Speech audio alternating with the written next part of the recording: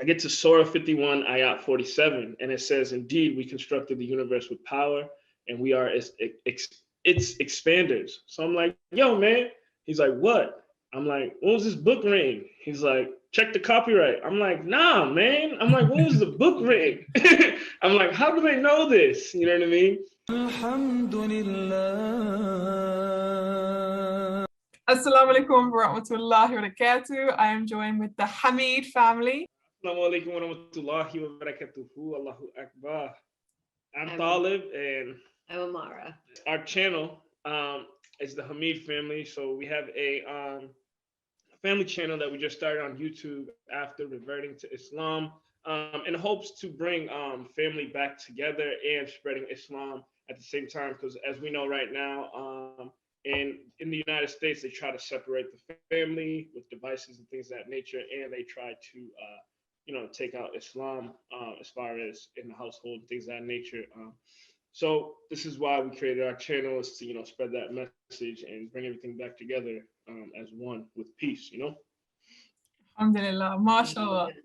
So I saw your channel, it's absolutely incredible. And it's amazing seeing how an entire family can come towards Islam. That's amazing. And I don't know yet what your story is. I'm very excited to find out. So I think the first question I want to ask you is, before you guys became Muslim, were you religious? Like, did you have a religion? Did you believe in God? What was the situation? I think in our background of our culture, which we are Cape Verdeans, our family were Catholics. And then, after my mom passed away, I lived with my aunt. She was a Jehovah's Witness, so I was brought into that. But I never felt right in those religions. It didn't sit right with me.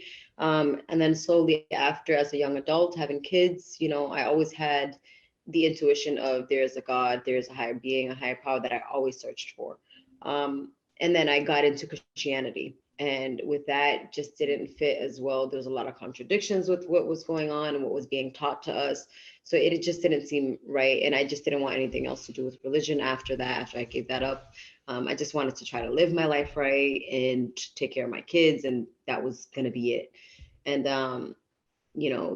he came into the picture of introducing Islam to me. But well, I just want to say first, when I first met her, this was before we had kids. Yeah. I remember I was a Christian then, but I didn't really believe in what the Christians were teaching.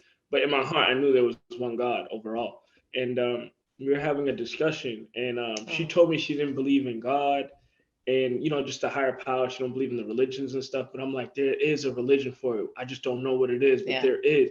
And I was just going in. I don't know what I was on, but I was just telling her, like, how do you know your dead relatives or your deceased loved ones didn't want me to come to you and tell you, like, what if I was supposed to come to you and lead you to the right religion? You know what I'm saying? And at the time, I wasn't even looking into Islam. And I was telling her this. And this is like 6 years ago. You know what I mean? Yeah. And I think I started crying. Was I crying?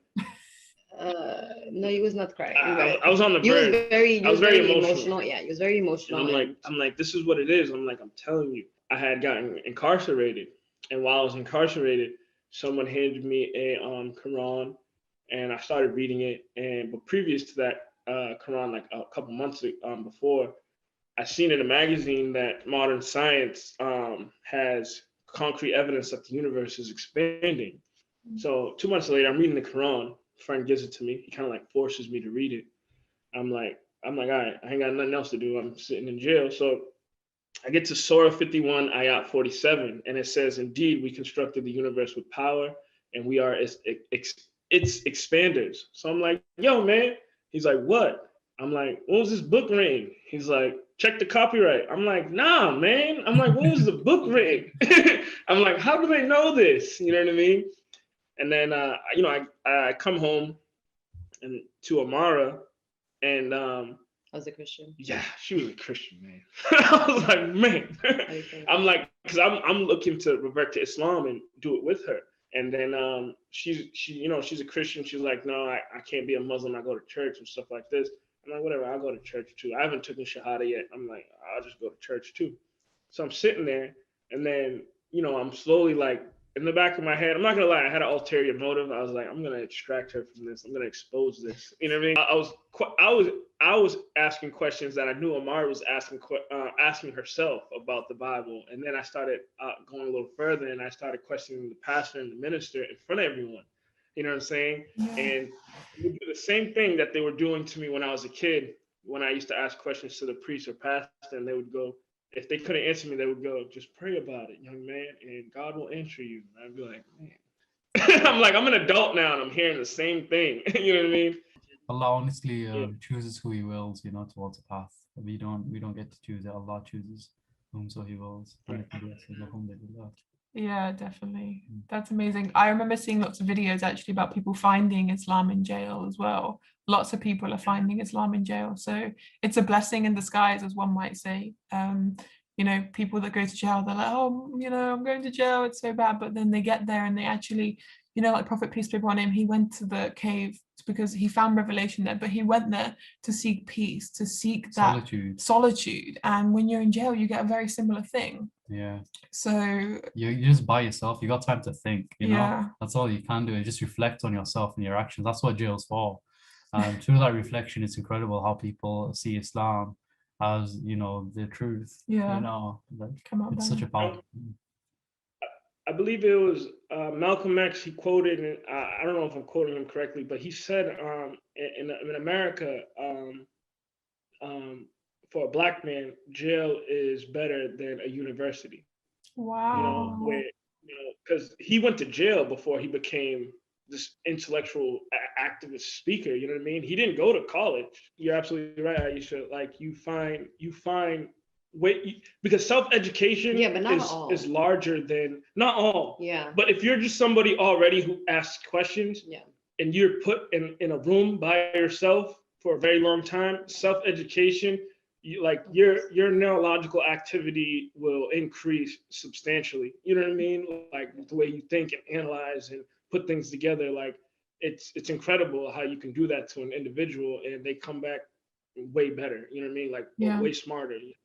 Well, I think like Brother Sultan has said, like, you know, it's, you know, who Allah wills, you know what I mean, to be guided to Islam. So those people who are in solitude, who have that time to really reflect and to think about, you know, definitely what's you know what I mean, like what's their purpose, you know, why are they there, and you know what I mean, because get lost in the dunya, and that's what it is, you know. We're constantly distracted. Constantly. I saw a scholar actually mention this recently, and he said that if you're given like a big hardship in your life, it often is the reason that makes you come towards Islam. And Amara, was there anything in your life that was like big hardships that actually helped you converting to Islam? I was drinking heavily, as far as by myself. You know, I was drinking, and I don't know if this is explicit for you guys or your channel, but I was drinking literally a bottle of wine by myself in my room, crying, sobbing my eyes out. And it would have to be late at night, away from my kids. You know what I mean? Because we never want your kids to see you in a down, and no one really seen me in that light. Everyone always seen me, you know, before I changed my name was Angie, you know, it was Angelina, but everyone used to say, you know, Angie's always this, you know, upbeat person. She was always happy no matter what she went through. She's always, you know, laughing, smiling like my mom was, you know, but they're going through so much hardships behind closed doors and gone through so much stuff. And, you know, going through all that, and all I was looking for was peace. All I was looking for was, you know, a family unity, because I felt like I didn't have that growing up, because since I lost that part of me, and being, you know, I'm not putting any family or putting anyone down, but the way after my mom passed, I didn't have such a great upbringing. You know what I mean? So with all that, and then finding, you know, Christianity, I did feel like being in that fellowship almost brought that sense of unity back, or that family sense. But then when everything started to be contradicting, or the way that I started to see people starting to do things within that, I'm like, man. And then to me, I felt like that was even more detrimental, because all my life I looked for peace. I looked for our purpose. I looked for, you know, a better way of life and family. And then that was cut off again, you know? So it's like, you know, and then I think that was a big pivotal point in my life, turning into Islam, when he just started, you know, saying, did you know this? Did you know that? Or, oh, about Islam. And I'm like, I don't want to hear it. Like at that point, I was hitting her with science, math, and history. So like, I know she's a thinker. So no, yeah, I'm a thinker. I feel like I'm a critical thinker. So hearing those things, I'm like, I don't want to hear it, you know, but in my head, I'm just like, and then I would go off in the bathroom or wherever I'm at by myself, like just to kind of go into a different room, and I'd be on my phone looking up those things that he told me. And I'm just, Allah. and I'm like, oh my God, this is amazing. Like, how is this not true? How is, you know what I mean? And I'm like, I know I found it, but I didn't say it right away to him because stubbornness plays a part. And it's like, I want nothing religion, you know what I mean, that aspect anymore. And that's what really got me into Islam. And then coming here into Texas from Massachusetts by myself with 7 kids on the airplane, because he had to stay in Massachusetts, and then he came later. You know, we were talking one night, and it was August 10th, and it was 11 p.m. something at night, and we were talking more and more about Islam, and I'm just like, well, why am I waiting? Well, just give me my shahada. I want to take it. Why do I need to wait? There's no need to wait. Wow. You know, because it's either now or never. And over the phone, you know, I just took my shahada with him, and I'm just like, for me, you know, what better witnesses than Allah subhanahu wa ta'ala, the angels, and him, you know, as a Muslim at the time, you know, that was a blessing for me, you know, and that's how, you know, I turned into it. And I'm just like, and ever since then, it's just been like, you can't tell me anything different. Nothing has been contradicted. Nothing has been changed in the Quran.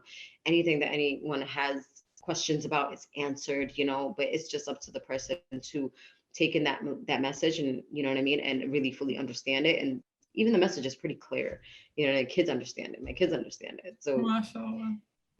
You know, alhamdulillah, you know, I was led to it, and will forever, you know, be in it as long as Allah subhanahu wa ta'ala wills for me to be here and to, you know, spread it.